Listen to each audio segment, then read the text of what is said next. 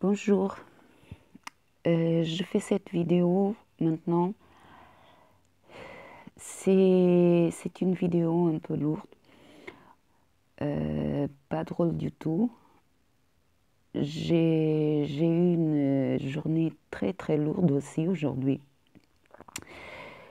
Euh, j'ai commencé la journée à faire des recherches encore sur net pour ma théorie sur les relations difficiles. Et mon mal-être, il a commencé quand, à chaque vidéo que je regardais, à chaque commentaire que, que j'écoutais, la définition de chaque profil de victime de pervers narcissique, euh, il n'avait, c'était vraiment, vraiment un ressenti lourd. Je le ressentais pas vrai. Et ça, c'est empiré encore quand je recherche pour voir quelles études étaient faites au niveau scientifique, des études vraiment sérieuses, pour me rendre compte qu'il n'a aucune étude faite. Il a même eu un psychologue qui a affirmé qu'il n'a jamais reçu aucun pervers narcissique en thérapie. Là, j'ai trouvé vraiment étrange. Si on voit bien, en ce moment, pervers narcissique, c'est un terme qui est devenu à la mode. N'importe qui est un pervers narcissique, n'importe qui vit une relation avec un pervers narcissique. Et si on va se baser sur les données qu'on a en ce moment, la définition du profil de victime, ça vient presque dans tous les cas en même. C'est une personne qui a des dépendances affectives. Entre autres choses, bien sûr. Mais ça, c'est le point fort. Le pervers narcissique, euh, tout le monde est unanime et tout le monde dit exactement les mêmes choses, le même profil. C'est quand même un peu étrange parce que quand il n'y a aucune étude qui était faite, qu'il n'y a les thérapeutes, les psychologues, ils n'accompagnent pas un pervers narcissique. Ça veut dire que le profil, il est basé dans les commentaires, dans l'opinion des victimes.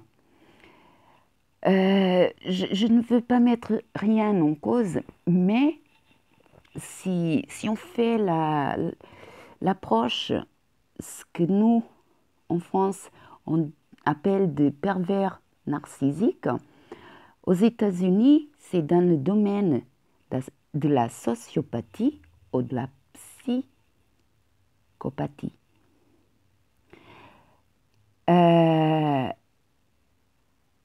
Pour moi, c'est vraiment un pervers narcissique, c'est bien dans le domaine, c'est grave. Et tout le monde a mis cette définition à la mode. Faites attention.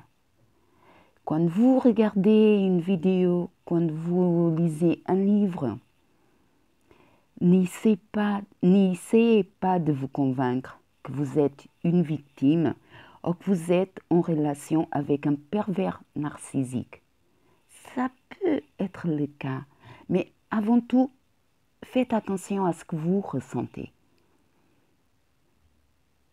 On se connaît quand même un peu. On a le discernement, on peut réfléchir. On n'a pas besoin de croire à tout ce que n'importe qui dit. Vous pouvez être dans une relation difficile et avoir besoin d'aide, mais ce n'est pas pour autant que vous êtes dans une relation avec un pervers narcissique. Un manipulateur, il ne se remet jamais en cause. Mais ce n'est pas pour autant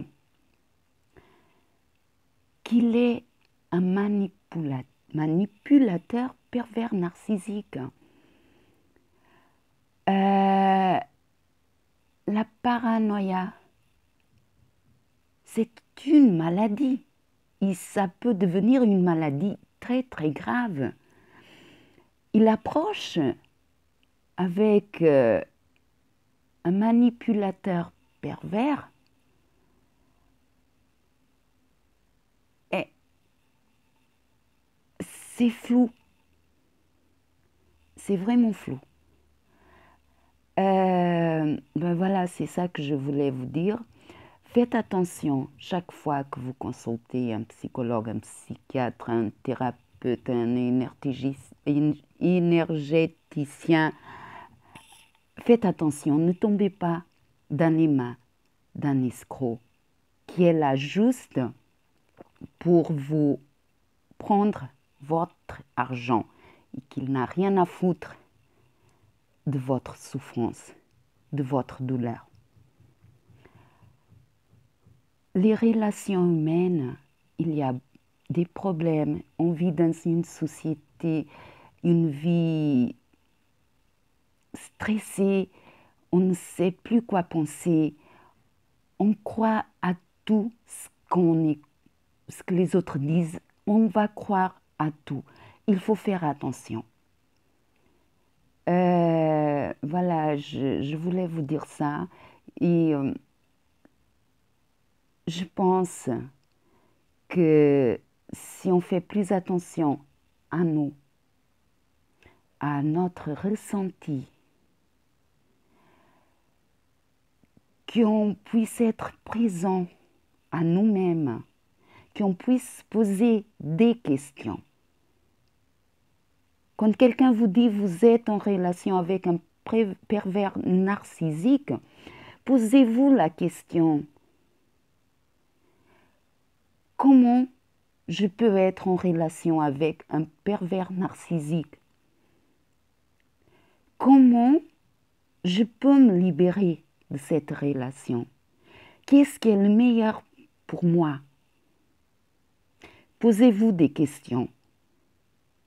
N'attendez pas les réponses. Les réponses, elles vont vous venir. Écoutez-vous. Mais n'écoutez, s'il vous plaît, n'importe qui. Moi, j'ai écouté plusieurs vidéos et depuis longtemps que j'écoute plusieurs vidéos et je me sens mal à l'aise. J'ai beaucoup recherché. Dans les vidéos, je vois le profil qu'ils disent être un pervers narcissique et j'ai eu une relation dans laquelle c'est ça, c'est le profil. Le profil de la victime, c'est aussi quelqu'un qui est... voilà. Mais une des choses qui m'a marquée, c'est un dépendant,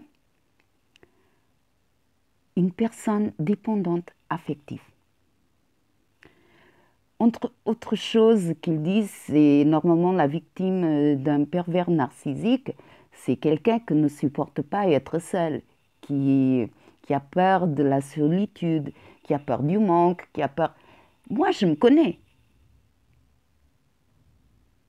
Je sais que c'est une chose que je ne suis pas. je me sens mal à l'aise chaque fois que j'écoute une vidéo. Peut-être je ne rentre pas dans le profil d'une victime.